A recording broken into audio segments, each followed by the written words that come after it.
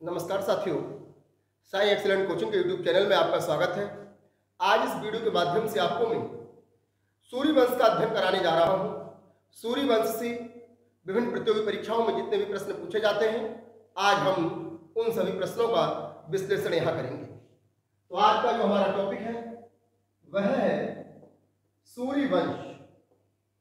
भारत के मध्यकालीन इतिहास में सूर्यवंश मुगल काल के इतिहास में बीच में 1540 से 1555 तक अर्थात 15 वर्ष तक सूर्यवंश का शासन रहा था। तो आज इस वीडियो में उन 15 वर्ष के मध्यकालीन इतिहास से कितने प्रश्न बनते हैं इसका अध्ययन कराने जा रहा हूं। सूर्यवंश जो कि भारत के मध्यकालीन इतिहास में 1540 ईस्वी से और 1555 ईस्वी तक भारत में रहा था। तो इसका अध्ययन करते हैं। यहाँ पर सूर्यवंश के संस्थापक के रूप में आप जानते हैं कि सूर्यवंश का जो संस्थापक था उसका नाम शेरशाह सूरी था। तो यहां से कितने प्रश्न बनते हैं सुनते रहिए, इस वीडियो को देखते रहिए। शेरशाह सूरी की कहानी कहां से शुरू होती है? बिहार में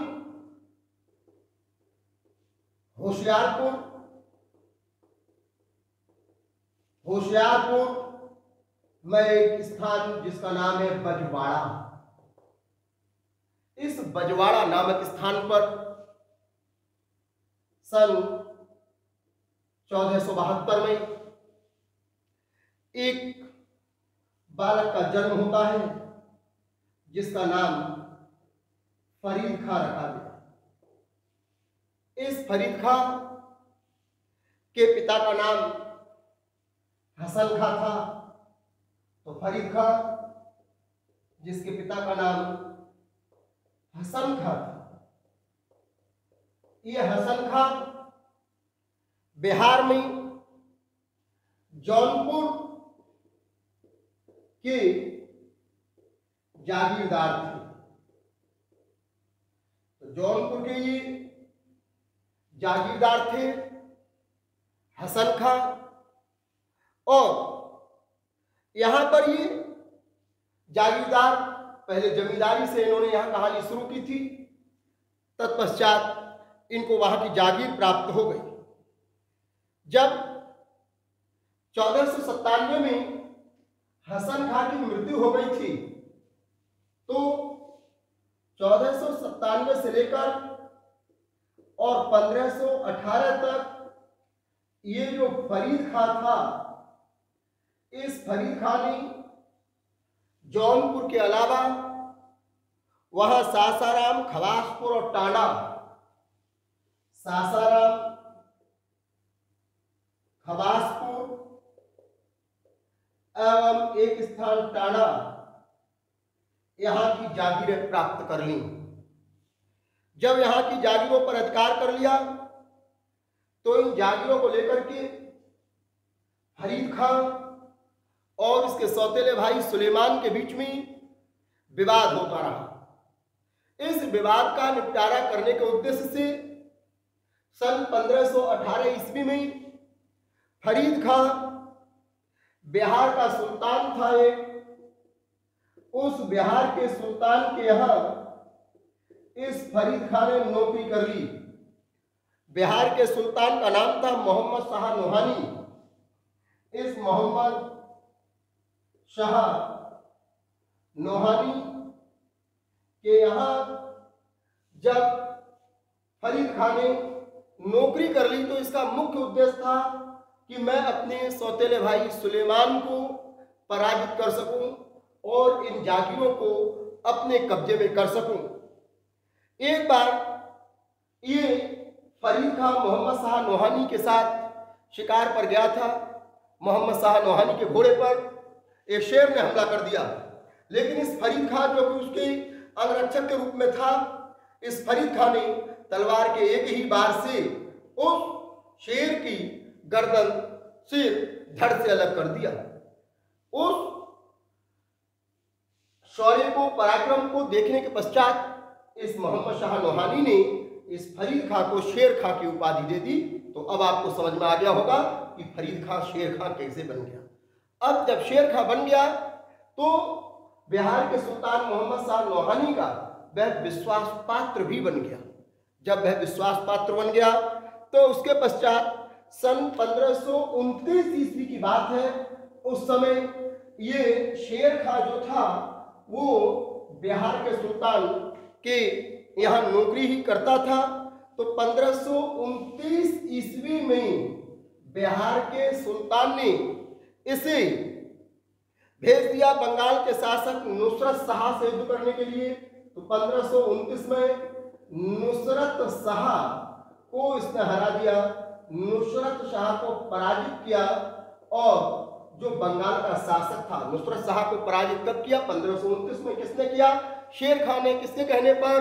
मोहम्मद शाह नौहानी के कहने पर। और इस तरह से नुसरत शाह को पराजित कर दिया और ये बंगाल में अपने भूभाग पर कब्जा कर लिया।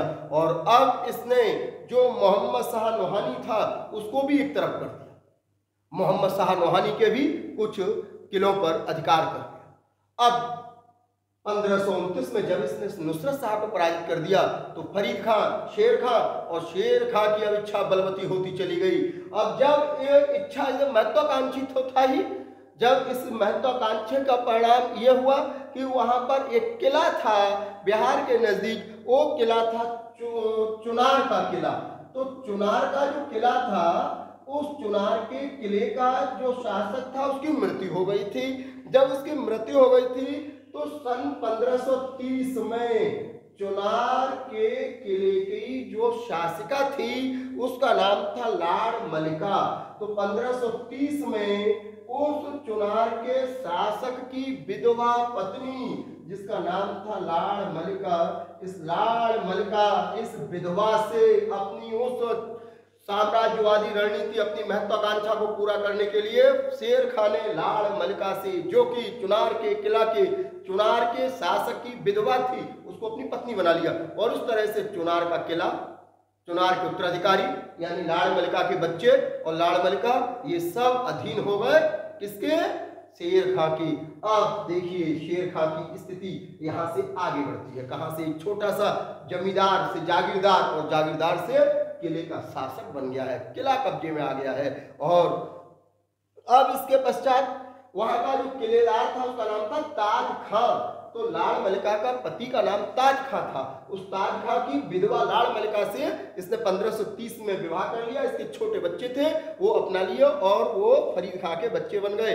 अब इसके पश्चात 1530 में ये चुनार का शासक बन गया। और अब इसके बाद दूसरी कहानी शुरू करते हैं। इधर आपने पढ़ा था कि 1526 से 1530 तक मुगल साम्राज्य भारत के अंदर जहीरुद्दीन बाबर का शासन था। 1530 में जब उसकी मृत्यु हो गई थी तो उसका बड़ा बेटा हुमायूं भारत में मुगल साम्राज्य का दूसरा सम्राट बना था। अब देखिए इधर तो शेर शाह सूरी यानी कि शेर खां अपना साम्राज्यवादी रणनीति की महत्वाकांक्षा पाले हुए था। उधर हुमायूं अपने साम्राज्यवादी रणनीति के तहत अपने साम्राज्य का विस्तार करना चाहता था। 1539 ईस्वी यानी 9 वर्ष के पश्चात 1539 ईस्वी में शेर खां और हुमायूं के बीच में चौसा का युद्ध हुआ और दोनों का मकसद क्या था? साम्राज्य का विस्तार करना।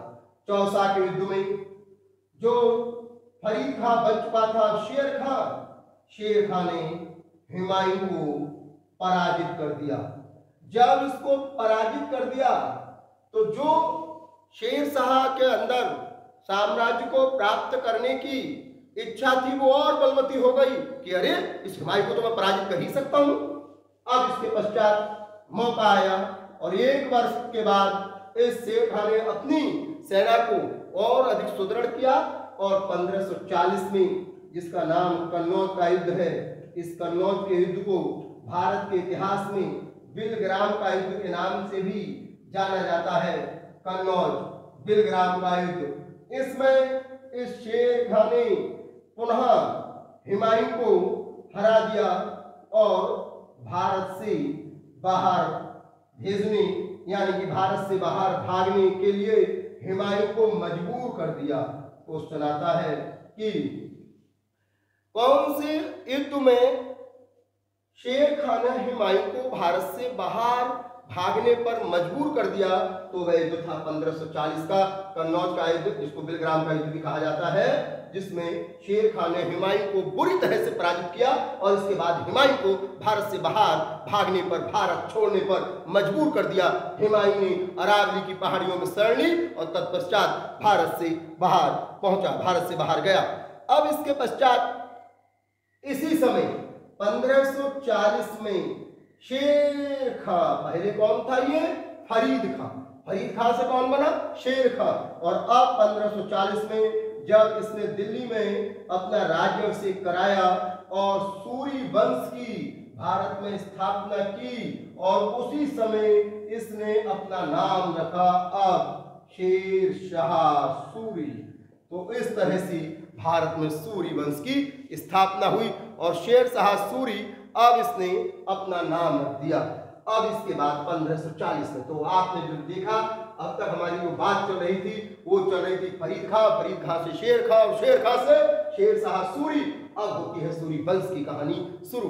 तो अब इस तरह से 1540 तक किस तरह से आपने अभी सीखा कि फरीद खां बना शेर खां और अब बन गया शेर शाह सूरी। अब देखते हैं कि सूरी वंश में क्या क्या किया इसने। तो 1540 के पश्चात सर्वप्रथम, सब एक एक वर्ष का बताता हूं आपको कि क्या क्या होता है 1555 तक। 1541 में भारत में दिल्ली के नजदीक और दिल्ली और हरियाणा के बॉर्डर पर एक जाति रहती थी गख्खर। तो सर्वप्रथम इसने गख्खरों को पराजित किया। इसने गख्खरों को क्यों पराजित किया? क्योंकि हुमायूं को जब इसने पराजित किया तो हुमायूं गख्खरों की मदद से पुनः अपना साम्राज्य वापस पाने के लिए लालायित था। तो गख्खर उसकी मदद करते थे, गख्खर मुस्लिमों की मदद करते थे, मुगल साम्राज्य के लिए मदद करते थे। अतः उसने वो जो उनकी मदद करते थे, तो सर्वप्रथम शेर शाह सूरी ने अपने साम्राज्य को विस्तार देने के लिए इन गख्खरों को पराजित करने का निर्णय लिया, ताकि इनकी जो मदद ना मिल पाए और ये मदद ना कर पाए, तो गख्खरों को पराजित किया 1541 ईस्वी में। 1541 में जब इसने गख्खरों को पराजित कर दिया तो फिर उसी समय 1541 में हो गया था बंगाल में विद्रोह। तो फिर बंगाल में जब विद्रोह हुआ तो प्रश्न यहाँ से इसी तरह से उठते भी है कंपटीशन में कि शेर शाह सूरी के समय में बंगाल में विद्रोह कब हुआ? 1541 में। शेर शाह सूरी ने दिल्ली के नजदीक कौन सी जनजाति को पराजित किया? 4 विकल्प आएंगे। आपका कॉन्सेप्ट क्लियर होगा, टॉपिक क्लियर होगा। सूरी वंश को आज मैं पूरी तरह से इस वीडियो के माध्यम से आपको टॉपिक का कॉन्सेप्ट को पूरी तरह से क्लियर कर दूंगा। 1541 में बंगाल का विद्रोह हुआ था। बंगाल का सूबेदार था, उसका नाम था खिज्र खां। दरअसल खिज्र खां जो था वो अपना स्वतंत्र शासक के रूप में व्यवहार करता था। तो जब वह स्वतंत्र शासक के रूप में व्यवहार करता था, ये शेर शाह सूरी को पसंद नहीं था, स्वतंत्र शासक की तरह व्यवहार करता था। उसने वहां जाकर उसके विद्रोह को कुचला, खिज्र खां को बंदी बना लिया और वहां पर बंगाल में एक नई सरकार का गठन कर दिया तथा वहां पर एक काजी फजीलात नाम के व्यक्ति को अमीन बंगला की नियुक्ति करके खिज्र खां को गिरफ्तार कर लिया और इस तरह से बंगाल फतेह कर लिया। तो अब आपने देखा कि शेर शाह सूरी ने सर्वप्रथम अपनी जो जौनपुर और उसके बाद सासाराम आदि छोटी छोटी जागीरें थी, जागीरों के बाद चुनार का शासक बन गया, चुनार के बाद दिल्ली और दिल्ली के बाद बंगाल भी शेर शाह सूरी के कब्जे में आ गया है। तो इस तरह से 1541 में शेर शाह सूरी ने बंगाल को फतेह कर लिया। अब 1542 में शेर शाह सूरी ने मालवा को विजित किया, लेकिन ऐसे ही नहीं, मालवा कैसे पहुंचता है ये? क्योंकि मालवा का जो शासक था वो बहादुर शाह था। तो बहादुर शाह की मृत्यु हो गई थी। बहादुर शाह की मृत्यु होने के पश्चात वहां पर कादिर शाह और मल्लू खां ने अपने आप को स्वतंत्र शासक बना लिया। कादिर शाह और मल्लू खां जो थे, ये दोनों लोगों में उत्तराधिकार को लेकर वहां युद्ध हो गया। उसका आपसी फूट का फायदा उठाया शेर शाह सूरी ने और पहुंच जाता है मालवा। जब मालवा पहुंच जाता है तो मालवा में इन दोनों पर आक्रमण कर दिया और इन दोनों पर आक्रमण करने के पश्चात मालवा को अपने कब्जे में कर लिया और जाते समय रास्ते में पड़ा ग्वालियर, वहां का शासक भी इसके अधीन हो गया। तो इस तरह से 1542 में इसने ग्वालियर को अपने अधीन कर लिया। ग्वालियर का शासक था पूरनमल, तो पूरनमल को भी इसने हरा दिया और अपने अधीन कर लिया। तो इस तरह से 1542 में शेर शाह सूरी ने मालवा और ग्वालियर को विजित करके अपने सूरी वंश में मिला लिया और इसके पश्चात वहां पर एक रणथंभौर राजस्थान में में जो रणथंभौर का किला है उस रणथंभौर को भी विजिट कर लिया और इस तरह से रणथंभौर को विजिट करके रणथंभौर में किले का निर्माण करवाया और रणथंभौर में किले का निर्माण करके इसने रणथंभौर को भी अपने कब्जे में 1542 में कर लिया था। तो इस तरह से आपने देखा कि 1542 में यानी 1541 में बंगाल, उससे पहले 1540 में दिल्ली, मालवा, ग्वालियर, रणथंभौर भी सूर्यवंश में शामिल हो गए। क्या है ये सूर्यवंश की साम्राज्यवादी रणनीति।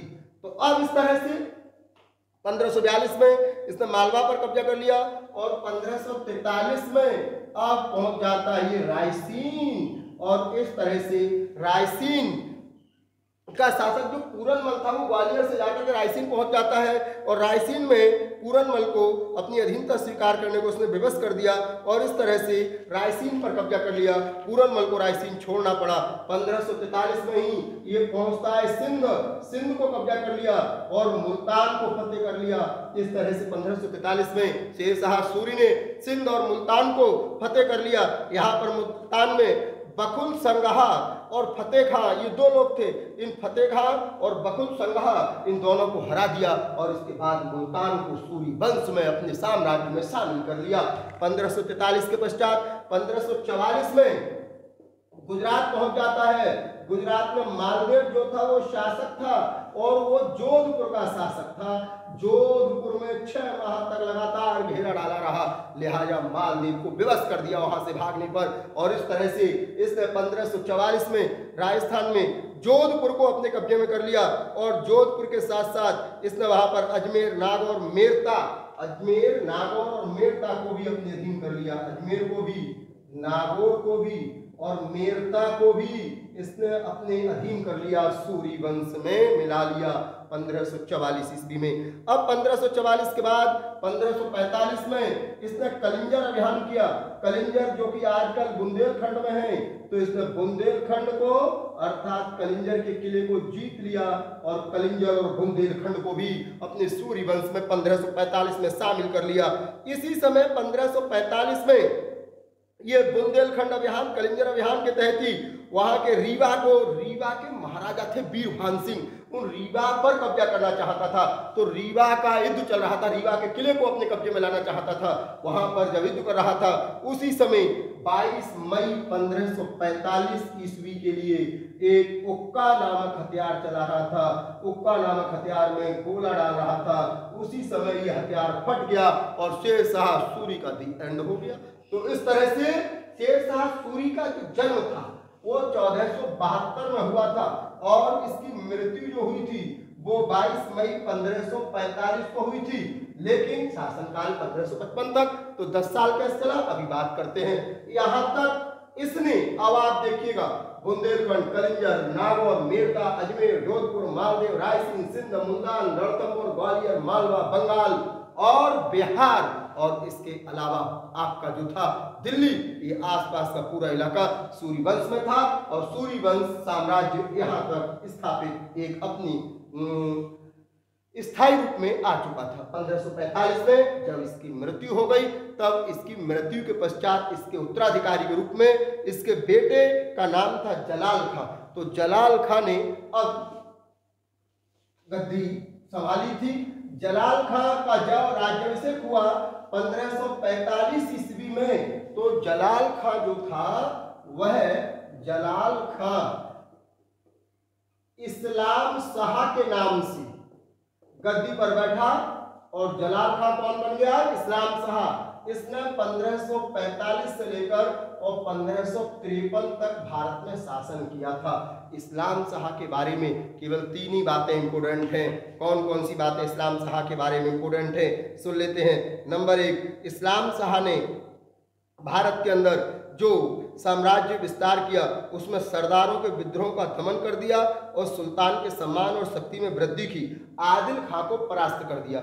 हालांकि इसने जो है वो शासन का विस्तार तो नहीं किया, लेकिन जितने भूभाग पर शासन था, कहा जाता है कि सूर्यवंश में जलाल खां इस्लाम शाह इस प्रकार का शासक था कि वो उसके नाम को भी सुन करके अन्य शासक लोग खड़े हो जाया करते थे, उसका नाम नहीं लेते थे, उसके जूती की पूजा होती थी। तो इस प्रकार से इसने अपनी उग्र बाध्यता से उतने ही भूभाग पर दूसरों का किसी का कब्जा नहीं होने दिया और 10 वर्ष तक इसने अच्छे तरीके से शासन किया। अब इसके पश्चात जब 1553 ईस्वी में इस्लाम शाह की मृत्यु हो गई तो 1553 से 1553 के बाद इसका सूरी वंश का शासन जो था वो 5 भागों में विभाजित हो गया और इन 5 भागों में जो इसके इस्लाम शाह के पुत्र थे वो 5 थे, 5 भागों में विभाजित हो गया और 5 भागों में विभाजित होने के पश्चात इनमें स्वयं बंटवारे को लेकर के लड़ाई हुई। बंटवारे को लेकर के लड़ाई होने के पश्चात 2 साल तक इनमें लड़ाई ही होती रही।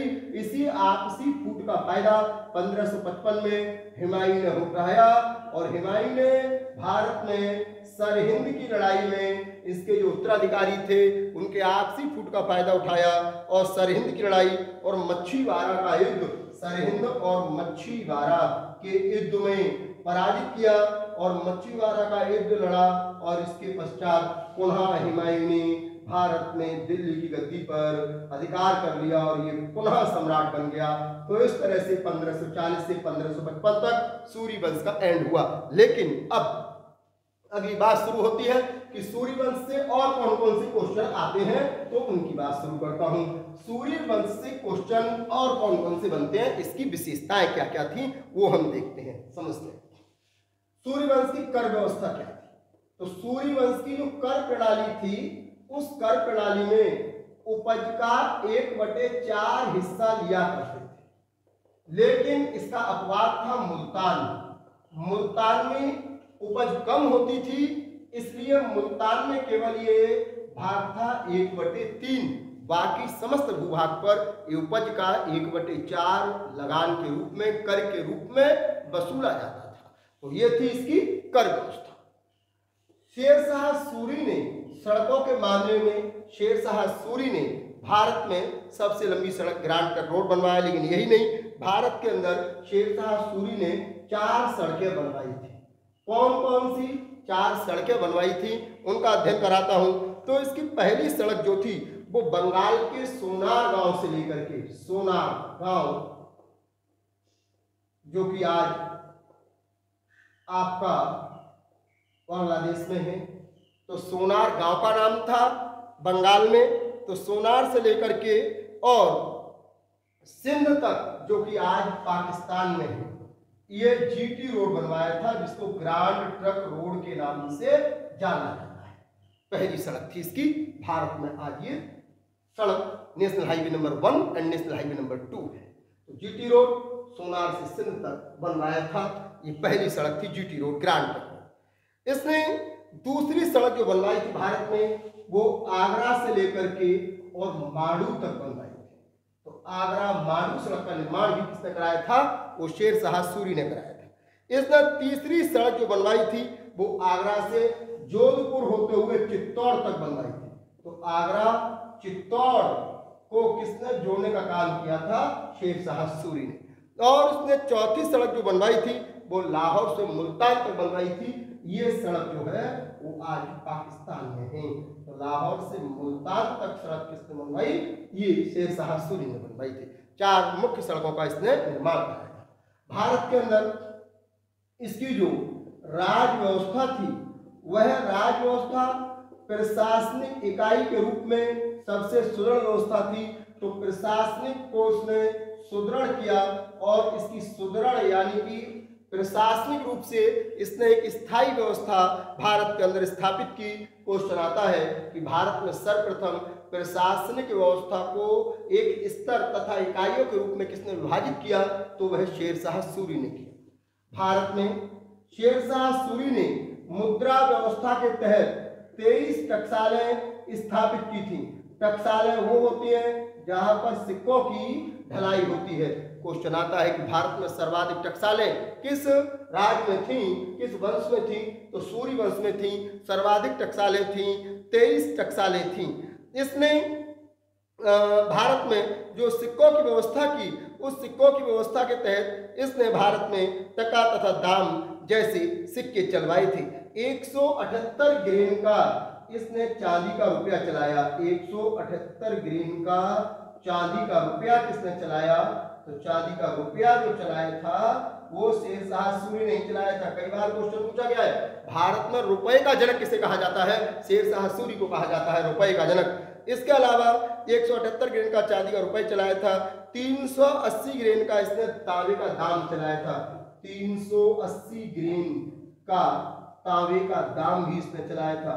तो 380 ग्रेन का तांबे का दाम किसने प्रचलित किया था?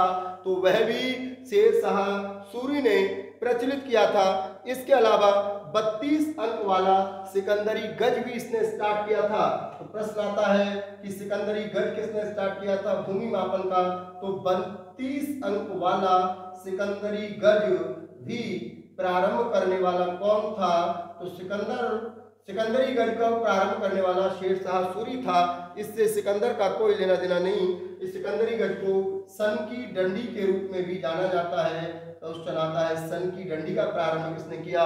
तो सन की डंडी का प्रारंभ करने वाला भी शेरशाह सूरी था। शेरशाह सूरी के शासन काल में किसानों से 2 प्रकार का कर लिया जाया करता था। एक तो जरीवाना शुल्क और महिषाचलाना शुल्क देना पड़ता था। इसके अलावा लगान निर्धारण हेतु 3 प्रकार की प्रणालियां प्रचलन थी।